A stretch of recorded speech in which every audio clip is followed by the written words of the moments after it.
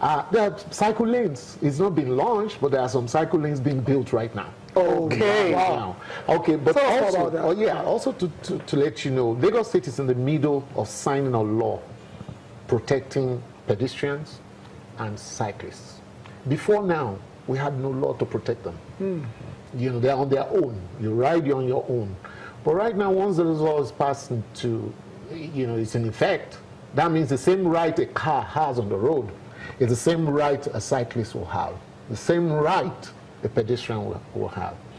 And the Lagos State, through Lamata is spearheading this whole thing, is to encourage mass transit, reduce the number of cars on the road, create more room for cyclists, create more room for people to walk. Now, how do we do this? Because, again, before now, we've always thought that to reduce congestion, you need more roads. Yes. But United Nations, from experience and from research, said, no, you don't need more roads. In fact, you need to reduce the roads so that people like you and I can park our cars and go on the bike or take a walk. And it's going to come because it's happening all over the world. That's the only way to reduce congestion. But it simply means, maybe this is not part of it, but it simply means if you're trying to have those such laws, you know, guiding, protecting the pedestrian and also the cyclist. Now, we have a Keke Marua, more like, I think they refer to as Lagos Rat or something. But if you have that type, right here in Lagos, and you're trying to bring in cyclists into it, bicycles and all that, how does it work? Maybe one will have to go for the other to stay. Okay, we now go back to the environment. What's the benefit of cycling for the environment? Okay. You have cleaner air. Okay. People are more well. People are more okay. The air is beautiful, and then all this whole talk about environment, we will be contributing as a country as well by making sure we reduce emissions. Keke Marua gives emission, even more emission than regular cars, because of the kind of engine and the kind of petrol it runs on. We will have to find a way to reduce them and make sure. Again, even in UK and every part of the world, you don't have cycle lanes on every street. No.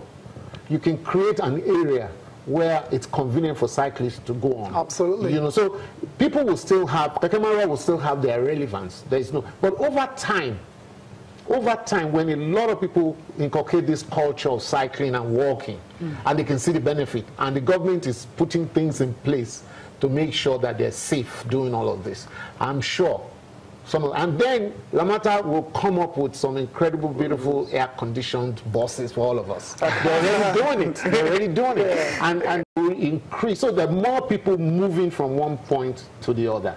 You know, in those, we need mass transit. That's what's making most countries thrive. That's spot on. Now let's quickly, let's go back to the talent discovery and nurturing. The school's cycling challenge. Which edition is this? This is the second edition. One, we did one in Ogun State. We did the first one in Ogun State. And this is the second one. The goal is to do it all over the country. The goal is to get every secondary school age to go back on cycling, to go back to cycling. Apart from even just the sport of cycling, we have found that research has it that students who cycle to school do better than those who go in cars. Interesting. And in buses. And in buses. Right. Those who cycle to school. I mean, I've been to Finland twice. And I saw this sprawling parking. And I said, does everybody come, all these secondary school? It was a primary school. And do primary school students come in cars and park their cars here? What's going on? By next morning, when we got into that school, come and see bicycles. Wow. In fact, they told us 99% of students come to school riding. And guess what? The 1% is for the disabled. Okay? And they have to be brought in somehow. No wonder, apart from many other things they do, they're #1 in education for the past 6 years. It has been proven that students who cycle to school, do better. Awesome. And then we now go back to rural areas in Africa. It's already happening in many African countries where students who live in rural areas cycle to school. Before then, they walk about 2 hours, 3 hours to school. When they get to school, what do they do? Sleep. They're tired. They can't concentrate. But when they cycle, the adrenaline and all, they're really up and doing, and they can get home on time to do homework.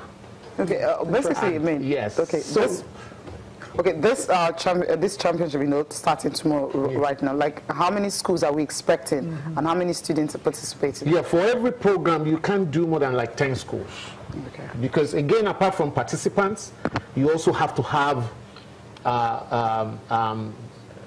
spectators. You have to have all the noise. You have to have. So each school is bringing still about 12 participants. We have 12 categories, and they're going to be cycling at different, different times. And we're going to take time. We're going to find the fastest. We're going to do obstacle course, because then that helps students to know how to handle their bikes, because they have to go through some obstacles, go up, go down, go round, because that helps them with handling. So by the time the law comes out in the city, these kids are already ready for the roads, so they can maneuver themselves. Right now, you think you just get on the bicycle and move. No, there's handling. Okay. Some handling. Yeah, for those that don't know how to ride the bicycle, let's round up on this segment by taking a tweet from Victor Owo. You're saying, okay, I heard men over 40 shouldn't cycle regularly because of prostate cancer. Is this true? That's old school. Over to you. That means all the millions of people cycling are going to have. That's a myth, and those are stories of the old. Really and truly, the technology and the medical and whatever you have that has gone into cycling these days, it's incredible. Even just your gloves go through some intense, process to make sure that your palms, when cycling, the gloves protected. It's protected in the right places. Even the seats. In the seat.